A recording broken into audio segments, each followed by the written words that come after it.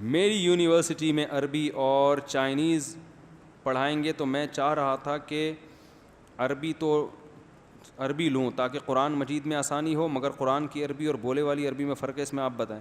دیکھو، Quranic Arabic سیکھنے کے لیے میرے چینل پہ مفتی طارق مسعود اسپیچز پہ قرآن کی تفسیر کے لیکچر اپلوڈ ہو رہے ہیں۔ اس میں آپ شروع کے 8 لیکچر سنیں گے تو اس میں عربی گرامر ہے، اتنی گرامر جس سے آپ کو قرآن سمجھ میں آئے، اور پھر اس گرامر کو سیکھنے کے بعد جب آپ وہ لیکچر سنیں گے نا تو انشاءاللہ قرآنک عربی آپ کو آ جائے گی۔ جب امام نماز میں تلاوت کرے گا آپ کو سمجھ میں آئے گا کیا کہہ رہے ہیں انشاءاللہ۔ یہ میں نے اس پہ بڑی محنت کی ہے، بہت کئی سال تجربوں کا، ٹیچنگ کا نچوڑ ہے وہ۔ میں نے عربی بہت پڑھائی ہے، مدرسوں میں پڑھائی ہے، عربی گرامر پڑھائی ہے، عربی کتابیں پڑھائی ہیں، پھر تفسیر پڑھائی ہے۔ تو اس کے بعد میں نے ایک عوام کے لیے نا ایک پورا یوں سمجھیں کہ ایک تجربے کے بعد وہ سلیبس آپ کو کتابوں میں نہیں ملے گا، کچھ چیزیں کتاب ریٹن فارم میں آتی نہیں ہیں وہ، تو وہ آپ اگر سیکھ لیں گے نا انشاءاللہ قرآن آپ کا حل ہو جائے گا مسئلہ۔ باقی جو عربی بول رہے ہیں اس کی آپ کو کیا ضرورت ہے، اس کی آپ کو کیا ضرورت ہے؟ سیکھ لیں تو بہت اچھی بات ہے، زبانیں تو جتنی آئیں اچھا ہوتا ہے، لیکن اگر آپ ٹائم کم ہے، مقابلہ سخت ہے، تو پھر اس زبان کو ترجیح دینی چاہیے جس میں فائدہ زیادہ سے زیادہ ہو۔ تو اس سے میں لوگوں کو کہتا ہوں کہ سب سے پہلے اردو زبان کے بعد انگلش کو ترجیح دو، وہ بین الاقوامی زبان ہے، دنیا میں ہر جگہ کا۔ آپ امریکہ میں چائنیز سے ملاقات کرو گے وہ بھی آپ کے ساتھ انگلش میں بات کرنے کی کوشش کرے گا، اسے اپنے ملک میں چائنیز بولتا ہے، باہر جا کے وہ بھی انگلش بولنے پر کیا ہے۔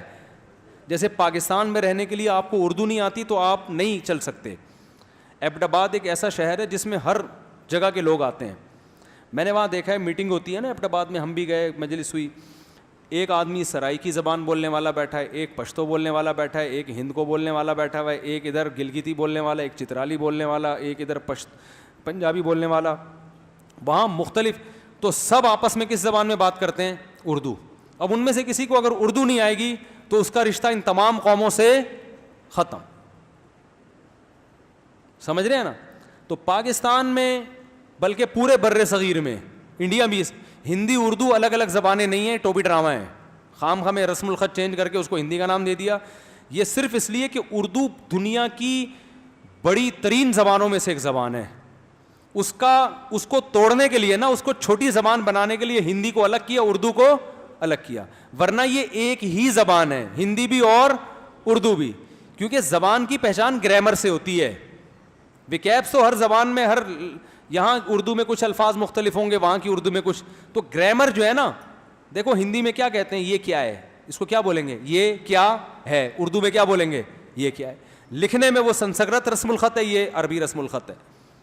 تو گورے نے بڑی ہوشیاری کی ہے کہ دونوں زبانوں، یہ گورے نے کی ہے یا انڈیا نے کی ہے، جس نے بھی کی ہے، کہ دو اتنی بڑی زبان تھی کہ ہندی اور اردو ایک ہی زبان ہے، تو اب یہ انگلش کے بعد دنیا کی سب سے بڑی زبان ہوتی، کیونکہ چائنا سے زیادہ آبادی انڈیا، پاکستان، بنگلہ دیش اور برما، ان 4 ملکوں کو ملاؤ گے تو یہ آبادی چائنا سے بڑھ کر، ان چاروں ملکوں میں اردو بولی اور سمجھی جاتی ہے، ٹھیک ٹھاک طریقے سے سمجھی جاتی ہے۔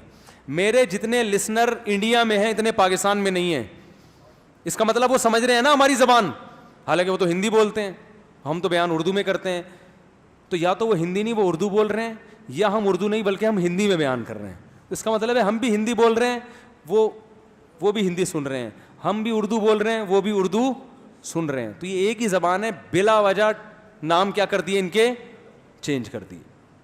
سمجھ رہے ہو کہ نہیں سمجھ رہے ہو؟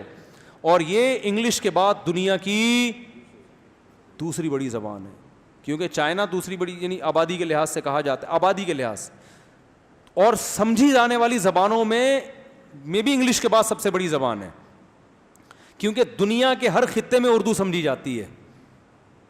ایک آدمی اتنا حیران ہوا، میں نے ایک دفعہ اپنا موبائل فون سننا شروع کیا، ادھر سویڈن سے فون آ رہا ہے، ادھر ناروے سے فون آ رہا ہے، ادھر جاپان سے آ رہا ہے، ادھر انڈیا سے آ رہا ہے، ادھر انڈا موڑ سے آ رہا ہے، ایک فون لانڈی سے آ رہا ہے، کہتے یار کہاں، میں نے کہا بھائی اردو اسپیکنگ دنیا میں ہر جگہ ہے، اس کا مطلب حجم بہت زیادہ پھیلا ہوا ہے اردو کا، تو اردو کو آپ ہلکا نہ سمجھیں۔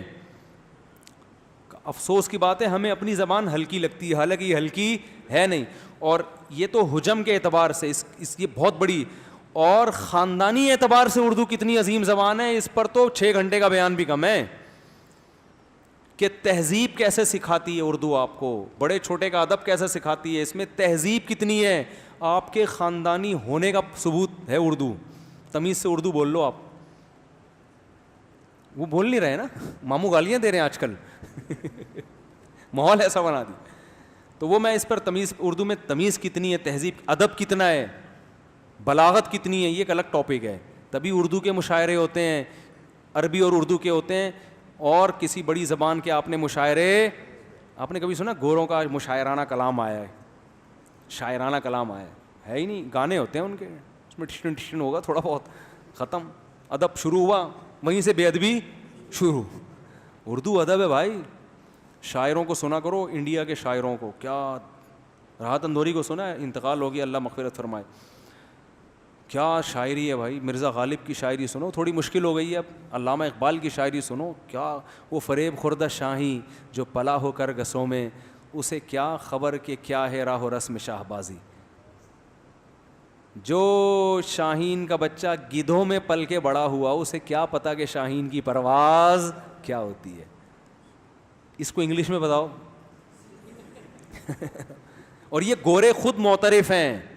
میں نے ایک ایسے آدمی سے سنا جو امریکہ میں کئی سال انہوں نے گزارے, پورا امریکہ گھومے. کہتے ہیں جن گوروں نے اردو سیکھی ہے نا, وہ کہتے ہیں جو ادب تمیز اردو میں ہے وہ انگلش میں نہیں ہے. انگلش کی اپنی ایک ڈیسنٹ زبان ہے, پڑھا لکھا لگتا ہے آدمی, الفاظ بڑے اچھے ہوتے ہیں اس کے تو, اور بین الاقوامی زبان ہے. پاکستان میں, بر صغیر میں, برما, بنگلہ دیش, ان پورے زبانوں میں جوڑ کا کام اردو دیتی ہے, لیکن دنیا میں جوڑ کا کام کون سی زبان دے گی؟ انگلش. تو اس لیے ہم لوگوں کو مشورہ دیتے ہیں کہ بھائی اردو کے بعد سب سے پہلے آپ نے کس زبان کو فوکس کرنا؟ انگلش. وہ آ جائے پھر چائنیز, جاپانی, فرانسیسی اور باقی بہت ساری زبانیں, جو مرضی سیکھو, میدان کھلا ہے. پھر آپ کا ہدف کیا ہے, وہ آپ نے کیا چائنا میں جا کے کیا, معاذ اللہ نہ کرے کتے متے تو نہیں کھانے آپ نے, خدا نخواستہ. اگر ان کو ترغیب دینی ہے کتے کھانا چھوڑ دو, تو چائنیز آپ کو سیکھنی پڑے گی, یا ان کے ساتھ بزنس کرنا ہے تو ایک الگ بات. یہاں چائنیز نے اردو سیکھی, ایسی خاندانی اردو بولتے ہیں آپ حیران ہوتے ہیں یار. ایک چائنیز ہے میرا جاننے والا, ادھر صدر میں بیٹھتا ہے, ایسی اردو بولتا ہے, آدمی کہتا ہے بھائی تو یار کمال ہے یار. کھاتا وہی ہے, عجیب عجیب سی کیکڑے پکڑے, پتہ نہیں کیا کھا رہا ہوگا بیٹھ. میں نے کہا حرکتیں اردو والی نہیں, حرکتیں اردو والی.